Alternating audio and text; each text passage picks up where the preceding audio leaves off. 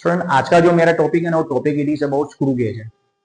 Screw gauge का use जो होता है ना, वो एक थिन वायर जो होता है ना, उसका डायमीटर मेजर करने में यूज होता है। स्मॉल स्फीयर आते हैं, उसका डायमीटर भी स्क्रू गेज से मेजर होता है।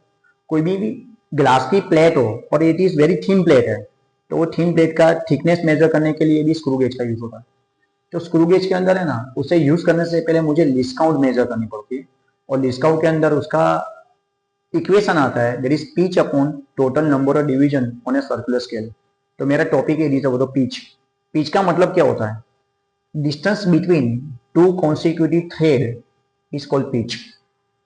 सो मैंने यहाँ पे एक थ्रेड नाम का वर्ड यूज किया। ये थ्रेड नाम का जो वर्ड है ना, इट इज मैकेनिकल लैंग्वेज है। थ्रेड का मतलब होता है हमारी लैंग्वेज के अंदर उसे हम लोग बोलते हैं गेज। कोई भी स्क्रू होता है ना, उसके ऊपर मार्किंग किए हुए गेज होते हैं, और उसमें टू कॉन्सिक्यूटिव गेज के बीच का जो डिस्टेंस होता है ना, उसे हम लोग क्या बोलते हैं? पिच बोलते हैं। स्क्रू का कंस्ट्रक्शन किस तरह से होता है एंड स्क्रू गेज कैसा होता है, तो आपके सामने है ना, देखो ये स्क्रू गेज की पूरी इमेज आ गई। ये पूरा आपका स्क्रू गेज है। इस स्क्रू गेज के अंदर है ना, ये आपको दिख रहा है यहाँ पे आपके सामने है ना, ये थ्रेड है।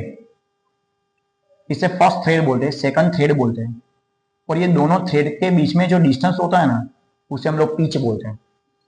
इसलिए मेरी डेफिनेशन में क्या था? Distance between two consecutive thread it is called a pitch. इस स्क्रू गेज के अंदर ये आपका सर्कुलर स्केल है, और सर्कुलर स्केल के अंदर टोटल नंबर ऑफ डिवीजन 100 होते हैं। अब ये पिच की वैल्यू कितनी होगी?